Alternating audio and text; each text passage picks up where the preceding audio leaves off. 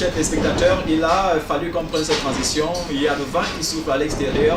On a voulu, si vous voulez, juste nous mettre au pas, question de continuer librement. Je vais simplement revenir, avant qu'on ne prenne la transition, le pasteur Lévi était en train de parler. Et la question qui lui était posée, vous l'avez probablement entendu, c'était de savoir, est-ce qu'il y a aujourd'hui dans notre société des gens qui méritent d'être mis au banc de la société tout simplement parce qu'ils ont choisi des orientations sexuelles ou alors comportementales contraires aux nôtres, quand on sait que dans la parole, on a vu le Christ embrasser ces personnes qui justement étaient rejetées par la société parce que ne se comportant pas exactement comme le reste, si vous voulez, du monde.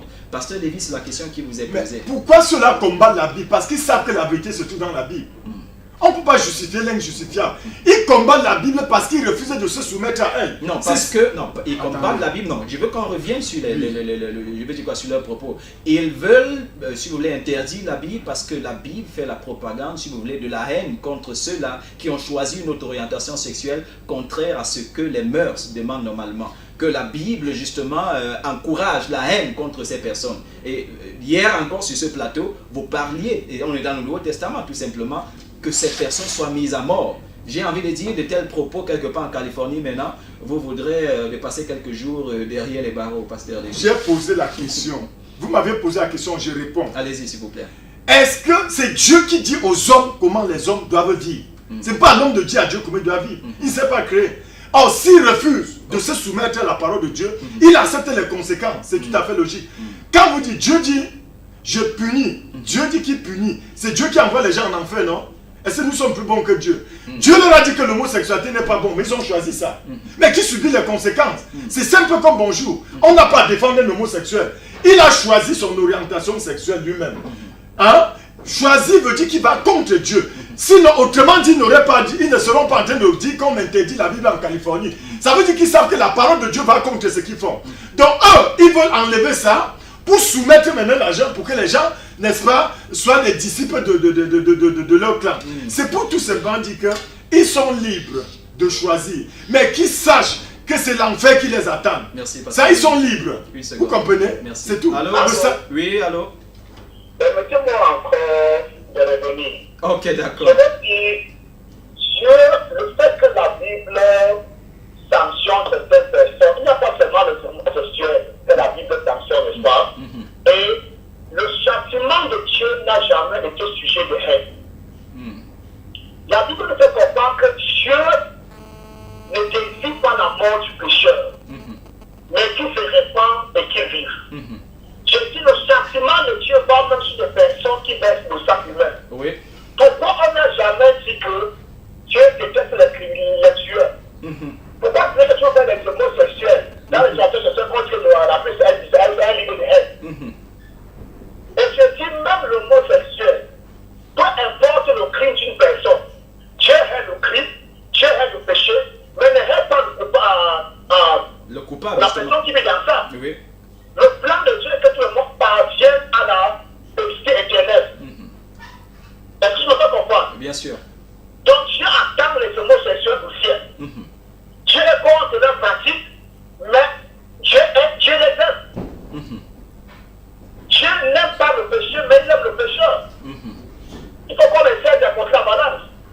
Maintenant, je vais parler maintenant au pasteur Charles Jouet, parce que j'ai l'impression que mon intervention a créé beaucoup d'instabilité mentale à son niveau, ou bien une stabilité intellectuelle, je ne sais pas si vous ce qu'il y a de l'utile. Je vais poser la question au pasteur Charles Jouet. Pourquoi notre église aujourd'hui accepte parfaitement une personne qui a divorcé? Il y a beaucoup de personnes qui ont divorcé et qui sont acceptées. Et pourtant la Bible dit de la bouche de Dieu même, je hais le divorce. On n'entend pas Dieu dire que je hais la polygamie. Mais pourquoi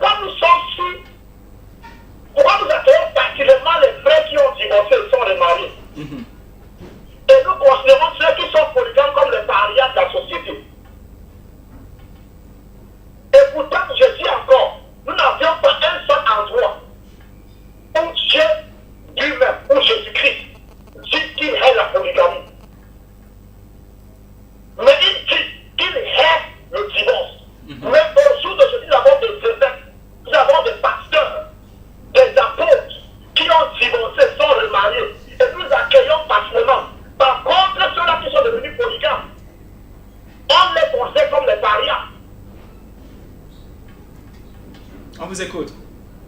Non, je vais te passer, ça me répondre. Je vais Ok, répondre. d'accord. Je Pourquoi l'Église assez facilement les divorcer? D'accord. Oui, je réponds à Alors que quelques- Dieu aime le divorce. D'accord. Je Mais réponds à... par contre, l'Église résiste tellement les polygames. D'accord. Pardon. Vous lui laissez le soin de répondre justement. Oui. Oui. Ok, merci. Nous avions... Il y a un véritable problème. Très rapidement, s'il vous plaît. Je Très dis rapidement. ceci, la parole de Dieu ne souffre d'aucune contestation. La parole de Dieu ne souffre de... il n'y a pas de malentendu, comme on dit souvent dans la parole de Dieu. Ça veut tout simplement dire ceci, que quand un pasteur divorce, ce n'est pas un serviteur de Dieu. Il ne faut pas confondre les choses. Un serviteur de Dieu n'a pas divorcé. Parce que lui le dit, Dieu est là, le divorce. C'est quand il divorce, ce n'est plus un serviteur de Dieu. C'est ça que je dis. Prenez des exemples, des modèles. On ne doit pas prendre des gens qui ont raté comme des modèles. Un pasteur qui... Je ne peux pas travailler un pasteur qui a divorcé. Pour rien au monde. Pour ça, c'est mon père. C'est-à-dire, dès que tu t'es marié, tu as divorcé, c'est fini. On n'a plus de chemin à faire ensemble. Donc voilà le principe d'un enfant de Dieu. Maintenant, je crois qu'on doit ouvrir notre débat pour qu'on parle de la polygamie et tout ça, on reviendra ici. On reviendra, Oui, voilà. pour que je reste dans le sujet de l'homosexualité, pour ne pas nous égarer. Donc ça veut dire que tous ces gens-là qui ont divorcé ne sont pas des serviteurs de Dieu, sont des brigands. C'est le mot qu'il faut leur donner. Ce sont des criminels. Ils sont au même titre que les homosexuels. Donc ils doivent se repentir. Leur place est en enfer. Il faut que les chrétiens le savent, parce qu'il y a les enfants de Dieu qui nous... Tout pasteur qui a divorcé, quittez-le. Ce n'est pas un serviteur de Dieu. Bon, non, ce n'est pas un serviteur de Dieu. J'aurai le temps de démontrer sur ce plateau que ce sont des criminels. Ils n'ont rien à voir avec Dieu. Bon, maintenant, je vais rester dans ce qui nous concerne. Quand nous parlons, Dieu, un enfant de Dieu a la nature de Dieu, tel il est, tel nous sommes. C'est Dieu qui envoie les gens en enfer, non? Nous ne sommes pas plus bons que Dieu. Dieu dit, voici comment il faut marcher pour être sauvé. Or, si les homosexuels ont choisi de se marier entre eux, qu'ils sachent que la sentence finale, c'est l'enfer. Vous comprenez? L'évangile est prêché partout. Voici une chaîne, les gens suivent. Il y a des gens qui nous suivent sur cette chaîne. Mais ils vont aller faire le contraire de ce qu'ils ont suivi ici. Il y a des gens qui savent que Dieu interdit l'adultère. Mais ils nous suivent ici, ils vont aller commettre l'adultère. Et vous allez dire qu'on a une haine contre ceux-là. Ils ont choisi eux-mêmes de se mettre en dehors de la parole de Dieu. Ça veut dire qu'eux-mêmes ont choisi leur chemin qui est l'enfer. Chacun, pendant que tu vis sur la terre, tu choisis soit obéir à Dieu, soit désobéir. Les homosexuels vont trouver ce qu'on appelle des arguments tordus pour dire que ça prend la haine. Le même téléspectateur nous a dit quelque chose qui est très important. Aux États-Unis, il y a des États qui condamnent les gens à mort, non? Pourquoi ils envoient les bandits en prison? La Bible interdit le vol, non? Est-ce que la Bible n'interdit pas le vol? Tu ne voleras point. Ça fait partie des commandements de Dieu. Nous sommes d'accord? Or, aux États-Unis, quand tu voles, on t'envoie en prison. La Bible dit tu ne tueras pas. Quand tu tues, ils t'envoient en prison. Les mêmes homosexuels. Je vais vous montrer leur criminalité, leur double hypocrisie. Aux États-Unis, on condamne les gens qui ont tué. On condamne les gens qui ont volé. Nous sommes d'accord?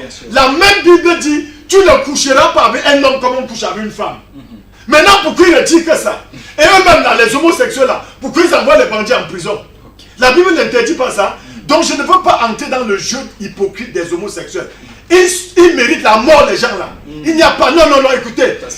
Non, j'ai dit, écoutez, homme de Dieu, je pèse mes mots. Et je suis responsable de mes mots devant Dieu. Eux tous là, ils méritent la mort. Les gens là ne méritent pas de vivre. D'un côté, ça c'est le double, c'est les hypocrites, comme disaient les pharisiens. Ils condamnent ceux qui ont tué, ils condamnent les voleurs, alors que la Bible interdit ça. Mais quant à l'homosexualité, il faut maintenant protéger le clan, en disant que comme la Bible est contre nous, comme les chrétiens prêchent contre nous, il ne faut plus qu'on regarde la Bible ici. Qui suspend? Non, c'est ça la réalité. On ne peut pas avoir une politique de 2 poids, 2 mesures. Qui ne condamne plus les gens qui tuent chez eux? Qui ne condamne plus les voleurs aux États-Unis? Parce que la même Bible également les condamne. Donc c'est pour dire qu'aucun homosexuel ne mérite la vie, à moins qu'il ne se répande. Ce sont des gens destinés pour l'enfer. C'est ça qu'il faut qu'ils le sachent. Merci, Pasteur Lévy. Docteur Tabou, je reviens à vous. Voilà, j'ai une question quand même assez particulière. Le crime des terroristes aujourd'hui qui sont poursuivis ici et là, dans le Sahel, en Afghanistan, au Pakistan, je ne sais trop où, en France, c'est parce que justement, ils tuent ceux qui pensent différemment et agissent différemment d'eux. On est d'accord avec ça. Est-ce qu'aujourd'hui, nous ne sommes pas, je vais dire, en prenant la Bible par exemple, nous ne sommes pas, sommes-nous assez différents d'eux lorsque justement on pointe du doigt, on juge et condamne ceux qui se comportent différemment justement des chrétiens? Là, ce qu'il faut aussi comprendre, c'est que Parce que je rappelle encore que jusqu'à preuve du contraire, on a toujours eu l'impression que le message de la Bible, c'est celui de l'amour, celui d'embrasser. Et je disais encore tout à l'heure qu'on a dit du Christ qu'il marche avec des gens qui ont une très mauvaise réputation. Je rappelle quand même qu'il avait autour de lui des personnes qui étaient des anciennes, sans vous couper le Dieu, c'est des gens qui ont accepté se repentir. Okay. Attention, parce qu'il faut, j'ai dit qu'il y a un problème d'amalgame. Jésus marchait, on dit que, prenons le cas de Lazare. Est-ce qu'il ne faut pas embrasser justement pour amener la personne au changement? Mais Jésus a embrassé tout le monde. Les pharisiens l'ont rejeté. Les pharisiens n'ont pas accepté le discours de Jésus. Regardons par exemple, nous prenons Zachée qui s'est converti. Nous sommes d'accord? Il y a des prostituées qui sont converties, qui ont compris l'amour de Christ. Mais il y a ceux qui ont résisté à Christ. C'est la même chose qui se passe aujourd'hui. Parce qu'il ne faut pas faire d'amalgame autour. Dieu, l'amour de Dieu, c'est que chaque homme soit sauvé. Mais si tu choisis délibérément l'enfer, tu iras. Est-ce que les homosexuels ne savent pas que la Bible interdit ça? Ils savent. Donc voilà pourquoi ils demandent qu'il faut arrêter là, qu'il faut suspendre la Bible en Californie. Parce qu'ils savent ce qui est écrit dedans. Pourquoi donc ils refusent de se soumettre à la volonté de Dieu? Ça veut dire que c'est un chemin qu'ils ont choisi, mais qui partent en enfer doucement sans nuire aux gens. C'est un chemin qu'ils ont choisi. Moi, je n'ai pas choisi l'homosexualité. Vous n'aviez pas choisi, Tabo n'a pas choisi. Mais ils ont choisi. Qui subissent donc les conséquences, c'est tout. Okay. Vous comprenez? La Bible dit que le salaire du péché, c'est la mort. Ils ont choisi la mort qui y aille. D'accord. Personne ne les oblige à rester dedans. Monsieur Tabo, je vous laisse ce soir de répondre à la question. Est-ce qu'il ne vaudrait mieux pas embrasser pour sauver au lieu de juger et de condamner et pour envoyer en enfer directement? La Bible elle-même le dit quelque part, ne jugez point sans être jugé. Dans le sens où, je voudrais à un moment donné faire comprendre une chose. La Bible aujourd'hui n'est pas un livre qui amène la haine comme les gens pensent, qui veut détruire. Mais la Bible aujourd'hui à un moment donné, le pasteur Lévi l'a si bien dit, s'il y a des versets bibliques, je m'excuse un peu, lui maîtrise mieux que moi, mais s'il faut un peu décrocher un peu quelques mots dans la Bible, il y a des versets bibliques qui le disent, c'est comme il dit des homosexuels aujourd'hui, doivent être mis à mort. Mis à mort. Et je pense qu'il faut que j'interprète à ma façon de comprendre la chose. C'est pour donc dire que l'homosexuel qui doit être mis à mort, c'est celui qui refuse de se repentir. Parce que tout pécheur a encore la possibilité et la chance d'être accepté dans le royaume de Dieu.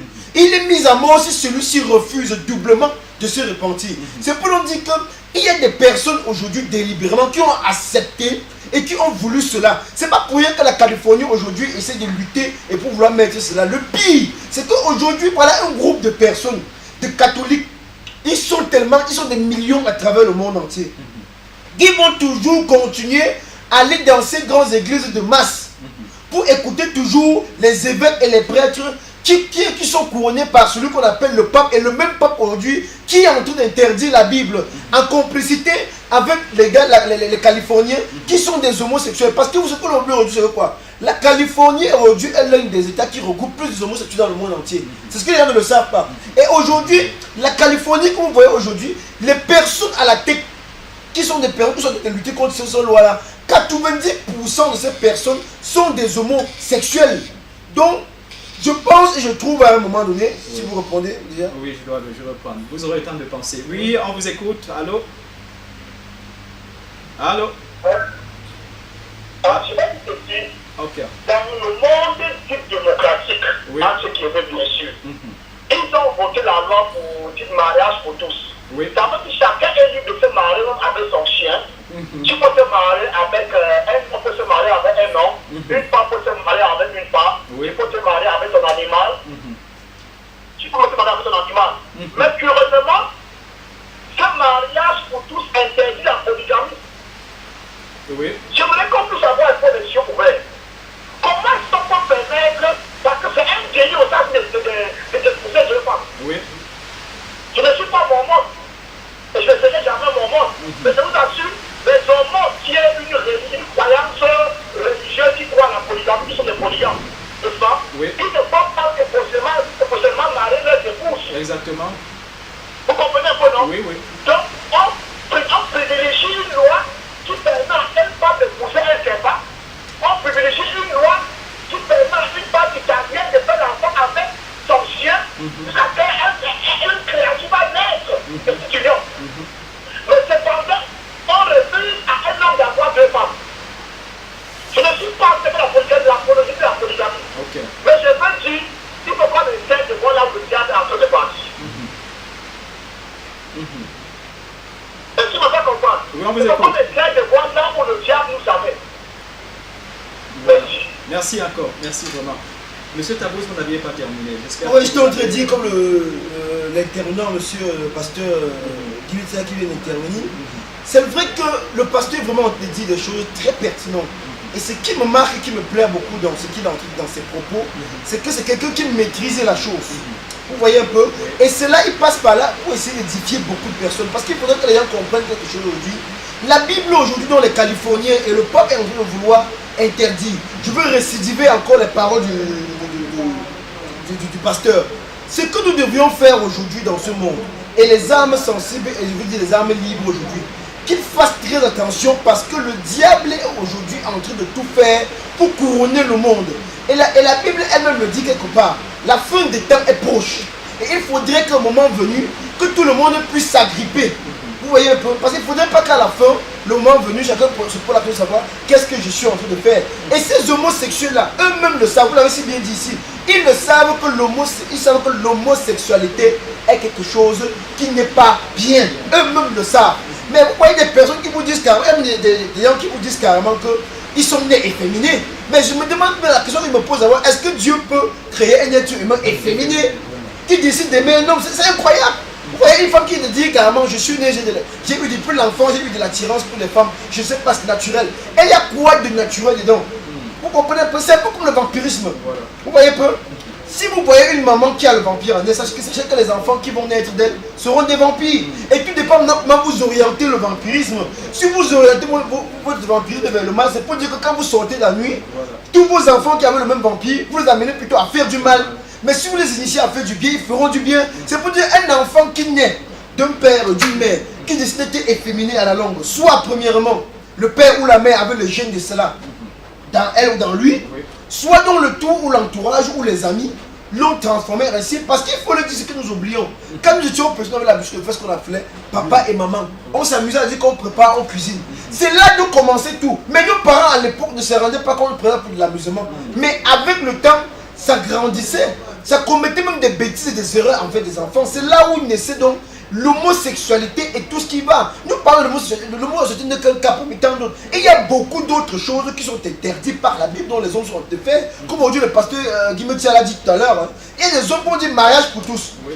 Et aussi, comme on dit souvent au quartier, le français est difficile.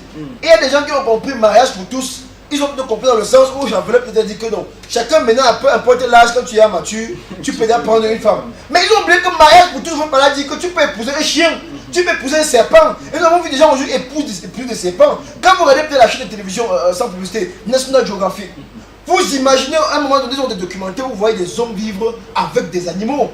Mais au fond, ils vous montrent un peu la façade de la chose. Mais quand vous voyez la manière dont vous voyez des hommes, à un moment donné, quand vous dites qu'on veut tétaniser un animal, mais vous regardez comment le père ou le propriétaire se met à pleurer à chaudes larmes. Mais vous vous rendez compte que ce n'était pas seulement un animal domestique de la maison qui les mettait, mais c'est pour dire qu'il y avait d'autres relations plus profondes avec cet homme. Vous allez voir des maladies aujourd'hui qui proviennent de ces animaux, des maladies aujourd'hui qui arrivent. Mais l'Afrique aujourd'hui est en train d'être celui-là où le continent dont on a envie de vouloir détruire. C'est pour ça, parce qu'ils se rendent compte aujourd'hui que la Bible dont ils ont amené en Afrique pour tromper les Africains, aujourd'hui cette même Bible est en train de vouloir sauver les Africains. Maintenant il faut tout faire pour détruire la Bible en effaçant certains versets bibliques. Et quand ils disent aujourd'hui qu'ils veulent interdire la Bible, le premier continent où ils ont l'œil, c'est l'Afrique.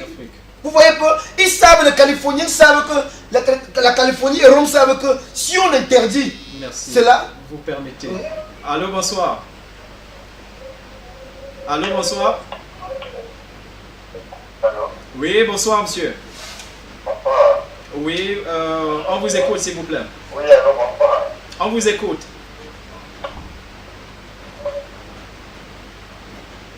Oh là là. Je veux juste rappeler avant que vous ne poursuiviez que lorsque vous appelez, parlez avec nous directement par votre téléphone. Mais vous ne faites pas réécouter à la télévision. Ce serait très facile, la communication sera plus fluide. Vous êtes prié justement de rappeler, question de partager avec nous ce que vous aviez en tête. Voilà. Je ne vous arrête pas, vous poursuivez. Oui, comme je parlais aussi de l'église catholique, nous savons tous aujourd'hui que la société la plus riche au monde, c'est l'église catholique. Vous voyez un peu, le pape roule sur l'or. Mais vous imaginez, faites une expérience actuellement. Je vous voyais des sœurs. Aujourd'hui même, je prends le cas même. Il y a des sœurs. des sœurs dans les églises. Il faut voir comment ces sœurs-là se comportent. Ce sont ces sœurs-là, à un moment donné, qui se font engrosser par ces mêmes prêtres. Ce que vous ne savez pas, c'est que beaucoup de ces sœurs ont des enfants. Je crois qu'on va créer notre plateforme pour faire Pour ça, non. C'était pour venir, pour dire que quand on parle un peu de l'homosexualité, c'était pour dire qu'il y a plein de choses aujourd'hui qui sont dans la Bible, dont ces personnes sont en train de vouloir bannir. Parce que quand quelqu'un est en train de faire quelque chose de mauvais, il vous lit ce passage biblique, ça vous révèle la conscience. Et vous revenez à vous. Maintenant, il faut qu'ils bannissent cela pour que vous ne revenez pas à vous. D'accord. On prend cet appel-là finalement. Oui, allô? Allô? Oui, monsieur, on vous écoute. Parlez-nous directement. Bonsoir, le plateau. Bonsoir, monsieur. Bonsoir. Bonsoir, le plateau. Bonsoir. Bonsoir. Voilà, je voulais m'adresser. Oui, je voulais réagir par rapport à l'intervention de la communauté. Oui, on vous écoute, monsieur. Voilà,